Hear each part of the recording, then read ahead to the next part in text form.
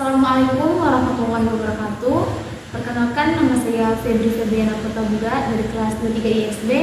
Di sini saya akan memaparkan materi tentang pengangkutan. Kata pengangkutan berasal dari kata dase, angkut, yang memiliki arti mengangkat dan membawa. Dalam kamus hukum tertulis bahwa pengangkutan adalah timbal balik antara pengangkut dan pengirim, di mana pengangkut mengikat diri untuk melakukan pengangkutan barang atau orang dari suatu ke tempat tujuan tertentu dengan selamat. Sedangkan pengirim mengikatkan diri untuk membayar ongkos angkutan. Hal pengangkutan barang, pengangkutan dapat diartikan yaitu memindahkan barang-barang produksi dan barang perdagangan ke tempat konsumen, dan sebaliknya. Bagi para produsen pengangkutan barang memungkinkan mereka memperoleh bahan-bahan yang mereka perlukan untuk memproduksi barang. Mengenai definisi pengangkutan secara umum, dalam kitab Undang-Undang Perdagang tidak ada. Yang ada hanya mengenai pengangkutan laut yang terdapat dalam pasal 466 KUHD. Menurut Sugiyan Kusman Aji, bahwa pengangkutan adalah sebuah perjanjian timbal balik di mana pihak pengangkutan mengikat diri untuk menyelenggarakan pengangkutan barang atau orang dari tempat tujuan tertentu, sedangkan pihak lainnya berkeharusan memberikan pembayaran biaya tertentu untuk pengangkutan tersebut. Perkenalkan, nama saya Marcela Usman. Saya akan melanjutkan materi pengertian pengangkutan. Sebelum pengangkutan dilaksanakan, pada umumnya terjadi suatu perjanjian antara pihak pengangkutan dengan pihak pengirim barang.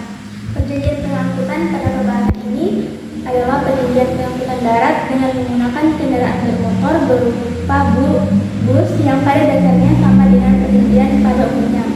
Artinya, pada sahnya suatu perjanjian haruslah memenuhi syarat-syarat yang diatur dalam pasal 1320 KUH Perdata tentang diikatnya suatu perjanjian. Menurut pasal 1320 KUH Perdata, syarat sahnya suatu perjanjian adalah yang pertama itu kesepakatan mereka yang mengikatkan diri, yang kedua kecakapan untuk membuat suatu perjanjian, yang ketiga suatu hal tertentu, yang keempat suatu sebab yang halal. Kemudian pasal 1388 Perdata menyatakan yang pertama, semua perjanjian yang dibuat secara sah itu berlaku sebagai undang-undang bagi mereka yang membuatnya. Yang kedua, perjanjian-perjanjian itu tidak dapat ditarik kembali selain dengan sepakat kedua belah pihak. Yang ketiga, perjanjian harus dilaksanakan secara itikat baik. Nah, dapat disimpulkan bahwa pengangkutan adalah perjanjian pengangkutan yang dilakukan berupa perjanjian pengangkutan dan perjanjian pengangkutan pada umumnya yang bersifat tidak tetap dan tidak atau disebut dengan pelayanan berkala. Artinya, dalam melaksanakan perjanjian pengangkutan tidak terus-menerus, tetapi hanya kadangkala jika pengirim membutuhkan pengangkutan untuk mengirim barang. Perjanjian yang bersifat pelayanan berkala ini terdapat pada pasal 1601 KUH Perdata, yaitu pada bagian ketentuan umum. Jenis-jenis pengangkutan. Pengangkutan sebagai sarana untuk mempermudah sampainya seseorang atau barang di suatu tempat dan dilakukan dengan berbagai cara dan dengan menempuh perjalanan yang berbeda. Ada yang melalui darat, laut, dan udara, di mana pengangkutan berfungsi untuk memindahkan barang atau orang dari suatu tempat ke tempat yang lain dengan maksud meningkatkan daya guna dan nilai dari barang tersebut, di mana pengangkutan yang sering digunakan di dalam dunia pengangkutan terbagi atas 3 jenis, yaitu 1 pengangkutan darat, 2 pengangkutan udara, dan 3 pengangkutan di perairan. Transportasi atau pengangkutan dapat dikelompokkan menurut macam atau jenisnya yang dapat ditinjau dari segi barang yang diangkut.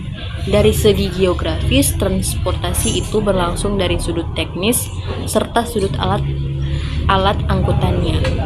Secara rinci, klarifikasi transportasi sebagai berikut. Dari segi yang diangkut, transportasi itu yaitu 1. Pengangkutan penumpang, 2. Angkutan barang. 3. Angkutan pos atau mail. Selanjutnya, pengangkutan darat mempunyai ruang lingkup yang luas seperti angkutan yang dilakukan pada jalan raya serta kereta api, rel kereta api. Dalam Undang-Undang Nomor 3 Tahun 1965 tentang lalu lintas dan angkutan jalan raya, tidak ada pengaturan hak dan kewajiban mengenai pengangkutan barang maupun penumpang. Berikut beberapa jenis sekaligus pengertian tentang pengangkutan kapal, pengangkutan pesawat udara, pengangkutan kereta api, dan pengangkutan kendaraan. 1. Pengertian kapal. Menurut pasal 309 KUH Dagang, kapal adalah semua alat berbelayar apapun nama dan sifatnya. Kemudian menurut Memori Venturi Cheating KUHD, yang dimaksud dengan alat berlayar tersebut adalah semua benda yang dapat berlayar dan bergerak di atas air. Bagaimana disusun dan diperuntukkan. 2. Pengertian pesawat udara. Alat transportasi dalam angkatan udara adalah pesawat terbang. Perlu diingat, yang sering memahami pesawat udara yang terkadang rancu dalam kapal udara. Pesawat udara dalam arti luas ini mencakup pesawat terbang, helikopter, pesawat terbang layang, layangan, dan balon yang bebas dan dikenakan seperti yang digunakan dalam industri penerbangan. Pengertian kereta api.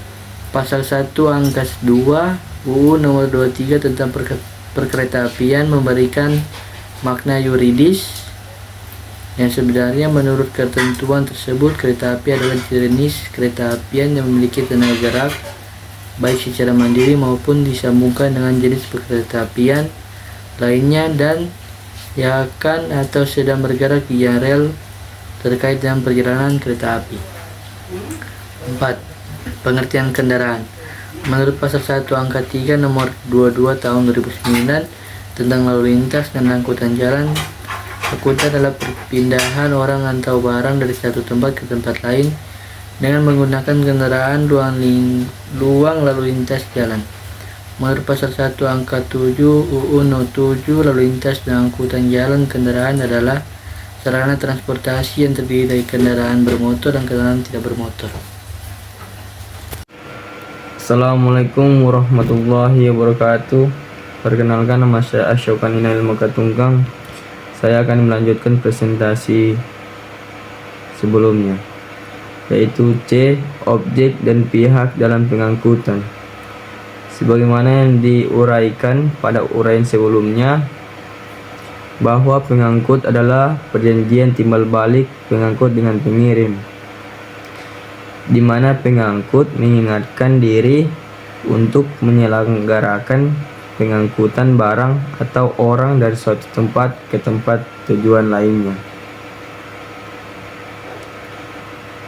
Sedangkan pihak pengirim mengingatkan diri untuk membayar angkutan. Agar terlaksananya pengangkutan tersebut dengan baik sesuai dengan tujuannya, maka dilaksanakan pengangkutan yang diadakan perjanjian antara pihak pengangkut dengan pihak pengirim, di mana objek pengangkutan antara lain: A. Pengangkutan barang. Dalam pengangkutan barang, yang menjadi objek pengangkutan adalah barang. Barang yang dimaksud adalah barang yang sah dilindungi oleh undang-undang. B. Pengangkutan orang. Berbeda dengan pengangkutan barang, yang menjadi objek dalam perjanjian pengangkutan adalah orang. Dalam hal perjanjian pengangkutan orang, penyerahan kepada pengangkut tidak ada.